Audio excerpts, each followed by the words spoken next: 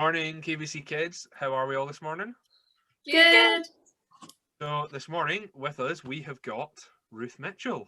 So start us off. Who are you? Ruth Mitchell. Some people call me Ruthie.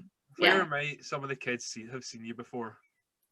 So maybe in church before lockdown, or maybe on your YouTube screens, because sometimes I'm involved in the morning church service. Before I worked in church, then maybe in M&S, if you bought your underwear or school uniform there. Nice. So just to start us off, we have got a bit of an interesting question. We won't judge you based on your answer, Okay. But what is your favourite food? Oh, like, this is easy. A Christmas dinner.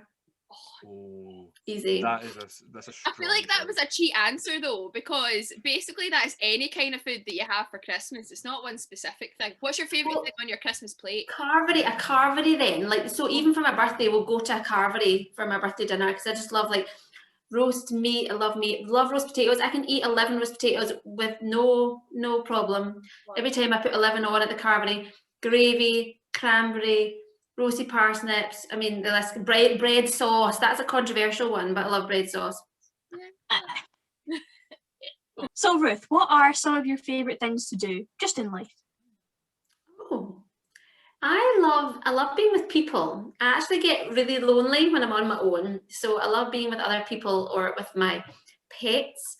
I love really doing anything with people, like doing crazy things, exciting things, but I also just love, well, I actually have a hot tub. We got a hot tub in lockdown, best purchase I've ever done. And I love just being in the hot tub and talking and yeah, really anything with people. Oh, that's good. Love that. Yeah. So another question is, what is your job?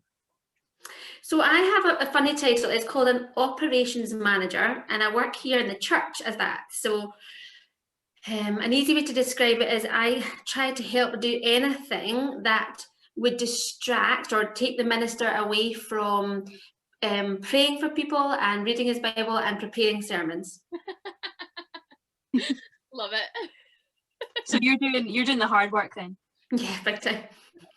I spin plates. To be fair, so do ministers. But yeah, I do a lot of just practical things. Mm-hmm.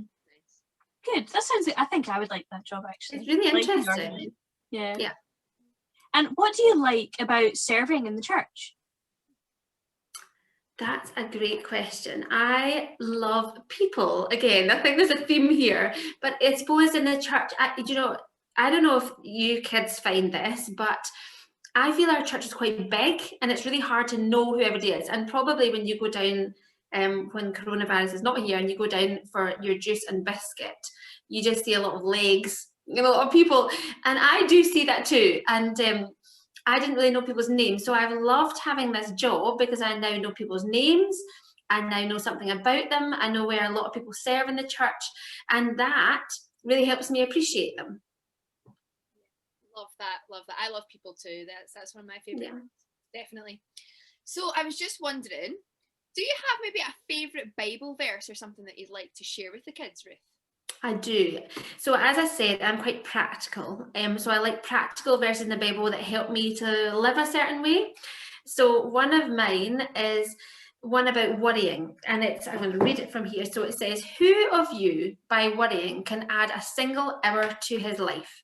And that's in a book called Matthew. It's chapter 6, verse 27. So I love it because it helps me relax a bit more about things. So I don't worry about everything. Even say if you're like going for an exam, or for me when I was going for a job, I would hand it over to God. I would do my best because that's what I think we should do. I mean, I'd use my brain because I think he gives you a brain so that you can use it. But after you've done all you can, you just hand it over to God and say, "God, this is up to you." And it certainly gives me probably quite a cheerful disposition in life because I'm able to hand things over to God. Love that. Yeah, but it's good to know that God can handle everything, even no matter what you're worrying about. You can hand it to God and He'll help you out. Love that. Yeah. So just last question for us this morning, Ruth. You've done so well so far. Do you have one more piece of advice or something for the kids? Okay, so I think what I would say is get involved with the songs that these guys sing on a Sunday morning, because I can still remember the songs that I sang when I was a little chickadee, and they still stick with me. So some of these things you maybe will remember much more when you're older than some of the verses in the Bible that maybe are harder to stick. So I would say get involved with the songs, because they will mean, and even if they don't mean something to you now, they will when you're bigger. So a little song that I sing to my wee boy and girl every night is Jesus Loves Me. This I know, for the Bible tells me so. And I also sing one, I don't know if people know it now, but it's called Two Little Eyes to Look to God. Do people know that? No, but it goes, two little eyes to look to God, two little ears, and I do have tiny ears, to hear his word, two little feet to walk in his ways, and two little lips to sing his praise, two little hands to do his will, and one little heart to love him still. And the reason I love that is because it's in using everything that God has given you to still serve and love God. So that's mine. Amazing. I love a song. I remember so many from when I was all of the kids age that are watching this. So yeah, definitely keep going with that. Amazing, Ruth. It's been so good to chat to you this morning. It's been good to You too, you guys. Yeah, and hopefully the kids can stop by and say hello to you in the church whenever they're around. That would be awesome. You can knock. That's so true. Where do you see me? Actually, that's a good one that Corrin asked me. You can knock on the window, because I'm quite often in the office. You can wave at me. Knock on the church. That'd be nice. Yeah, nice. Yeah. Love it. We'll see you Thanks. later. Bye, kids. Bye. Bye. Good morning, KBC Kids. Hope you're having a lovely Sunday, and I hope the sun is shining where you are. So last week, Ailey Horn talked about Moses and how he talked to Pharaoh about letting his people go. So this week, we are carrying on from that, and we are talking about Moses and all the people that he was guiding, all the people that were let go, and it's on their journey through the wilderness. This is in Exodus chapters 14 to 24. So what is the wilderness? Well, it might be the place in the world that humans, us, haven't really touched. We haven't really been there. So we haven't put in any shops or houses or even any buildings. Somewhere like the desert maybe, where it's really hard to find any food or any water to drink, or even anywhere to sleep or shelter from weather. And who was Moses?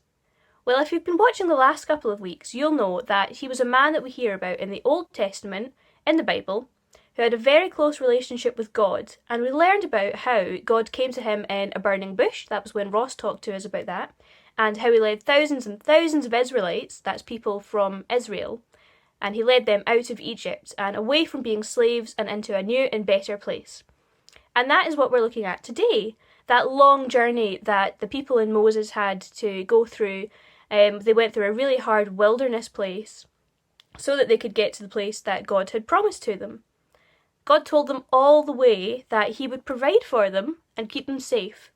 And they had to have a huge trust in him, and sometimes that was very hard for them. A lot of things happen.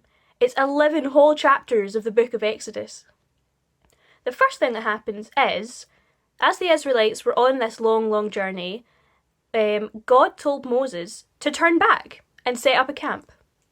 Turn back? But they had already travelled so much. The Egyptians would want to make them slaves again if they caught them. They might even kill them. But God isn't silly. God doesn't make mistakes. And he knew exactly what he was doing. The Pharaoh and all his men knew that they had turned back, knew the Israelites had turned back, and they grabbed their chariots and horses, and they very quickly went to the place where all the Israelites were camping. Even though the Israelites knew God had said he'd keep them safe, they were still terrified. They thought they were going to be captured and die. They must have been so scared, and they let fear take over their mind before God. But in verse 13 it says, "But Moses told the people, 'Don't be afraid. Just stand still and watch the Lord rescue you today. The Egyptians you see today will never be seen again. The Lord himself will fight for you. Just stay calm.'" So this is when something happened that you might have heard of before. God told Moses to hold up his staff to the sea and to tell all the people to just walk straight through it. And they did. God made a way for them even in the deep dark sea. And when the Egyptians tried to follow them, the path closed back up, and they were all taken into the sea. This showed everyone, the people of Egypt, that didn't believe in God, the Israelites that didn't fully trust God, and even us hearing about this right now, that our God is powerful and he's Lord of everything. But this didn't stop the people complaining. Things were still difficult, and later on they couldn't find any food or any water to keep them going. They were very worried, and they started to forget that God had said he'd provide for them. They complained to Moses and they said, "Where will our food come from? I wish we were still back in Egypt. At least we had food there." So God said to Moses that he would give the people meat at night and bread every morning. And he gave them instructions. Take just what you need, nothing more, and don't save any until the next morning. And just as he said, loads and loads of birds flew into the camp that they could eat, and in the morning there was bread on the ground. You would think that after seeing a path made through the sea and all of this food, the people would have full trust in God and listen to what he says. What do you think? Did they? Well, some people didn't. Some of the Israelites saved some food because they weren't sure if it would come again, and that food turned rotten and smelled. Through this, God's amazing power was shown again. He can do anything and he knows best. Was that enough for the Israelites to fully trust God forever? What do you think? No, they complained again. Further on in their journey, they didn't have water to drink, and they completely forgot that God had said he'd provide for them again. Moses said to God, "What do I do?" And God said, "Take your staff and hit the rock, and water will come gushing out. Then the people will be able to drink." So Moses did what he was told, and sure enough, water came out the stone. Wow. God can really do anything. Now these people were in a very hard position. They had no food and no water for a long, long time, and they will have been scared and unwell and really tired. I don't know about you, but if I'm tired, or if I've been out on a long walk, or if I haven't eaten lunch, then I get a little bit grumpy. Okay, a lot grumpy. And Moses and the Israelites were out in the wilderness for 40 years, so they definitely had a right to be a bit grumpy. But God had told them again and again that he would give them what they needed, and that they would get to the place that he had promised for them, and God never breaks his promises. He showed them again and again what he could do, and he showed his glory and power to them over and over. But sometimes it's the same with us. Sometimes we get scared or worried and we forget that God is on our side. And sometimes when we've not had our lunch or we get a bit grumpy, we forget to thank God for things that we do have and all the good things that he's done. It's hard to see, but God is always there and we should always trust in him. In our lives there'll be some difficult things and there'll be some really, really hard things. And as Christians, we know that when we have these hard times, we can talk to other people about it, we can talk to God, and we can trust that he will bring us through it. Now, after all of these things happened on their journey through the wilderness, the people finally came to the bottom of a mountain called Mount Sinai. God called to Moses from the top of the mountain, and there he spoke to him about the future of his people and reminded him of the miracles they'd already seen.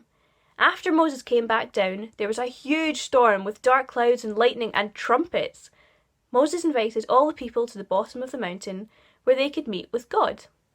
This is where God told them how to live good and faithful lives and how to honour and respect each other. The next 4 chapters, from chapters 20 to 23, are all about these good ways to live lives and includes the 10 Commandments. And we have to remember that these are not some silly small rules that we can break. These are really, really good and perfect ways to live, given to us by God who knows best. If we stick to them, we'll be treating other people with love and respect and giving God the glory that he deserves. Why don't you take some time today, maybe right now, to thank God for giving us ways to love him and to love others and for always being with us and providing for us, even when we find it hard to trust him. And I'll just say a little prayer to finish us off. God, we want to thank you today for how you led Moses and the Israelites out of Egypt and into a good place that you'd promised them. Thank you for providing for them and showing us all that you are God and you are Lord over everything. Thank you for everything you provide for us every day and help us to trust in you every morning and every night. Amen.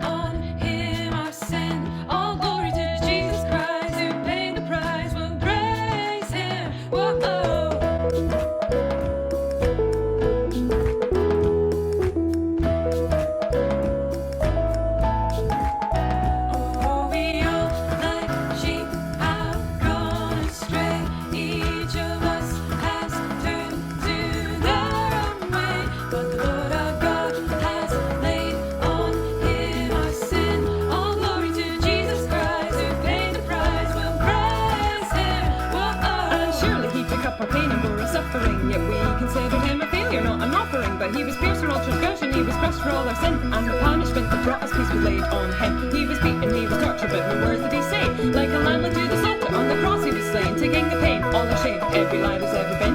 Christ put our life into death, and we are clean. We are like sheep have gone astray. Each of us has turned to their own way. But the Lord our God has laid on him our sin. All glory to Jesus Christ, who paid the price. We'll praise him. Whoa. Yeah, even though it was the Lord's will that he would die in pain, hope lost, no way. He didn't have to die in vain, for in his resurrection and his life we stand, and he's now forever honoured at the Father's right hand. And all of this is spoken through a prophet of old, who with assurance and conviction wrote the things he was told. With every word God prepared the world for him to set us free, and made sure it was recorded in Isaiah 53. We all like sheep have gone astray.